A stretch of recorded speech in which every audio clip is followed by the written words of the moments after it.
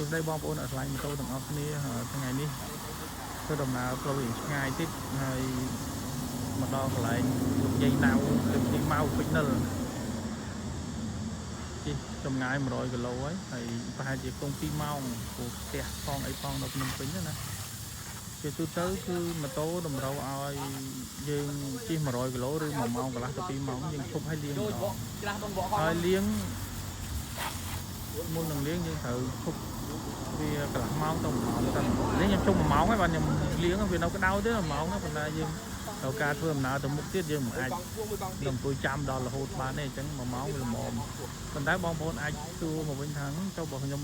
ឈប់តែ10នាទីឈប់តែ20នាទីឬមួយខ្ញុំអត់ឈប់ចាំទេខ្ញុំឈប់ភ្លាមខ្ញុំលាងភ្លាមបាន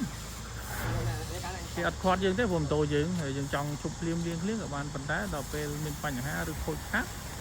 គឺខូចខាតរបស់យើងគ្រាប់របស់យើងម៉ូតូរបស់យើងនឹងមានអ្នកដទៃមានរបស់មិនអ្នកដទៃណាហើយយើងឧទាហរណ៍មួយដែលបងប្អូនទាំងអស់គ្នាយកកែវដាក់ក្តៅទៅក្តៅហើយចាក់ចូលក្នុងកែវហ្នឹងហើយបន្តមកទៀតចាក់ទឹកនឹងចេញដាក់ទឹកត្រជាក់នេះកុំបែកប្រេះបើវាមិនបែកតែម្ដងក៏វាប្រេះខូចដែរអញ្ចឹងដូចគ្នាម៉ាស៊ីនម៉ូតូក៏វាអញ្ចឹងទោះបីវាមិនផ្ទុះផុងភ្លាមក៏វាធ្វើឲ្យគុណភាពម៉ាស៊ីនម៉ូតូរបស់យើងនឹងមានបញ្ហាដែរវាចាប់ដើមប្រេះវាចាប់ដើមត្រាំវាចាប់ដើមមានបញ្ហា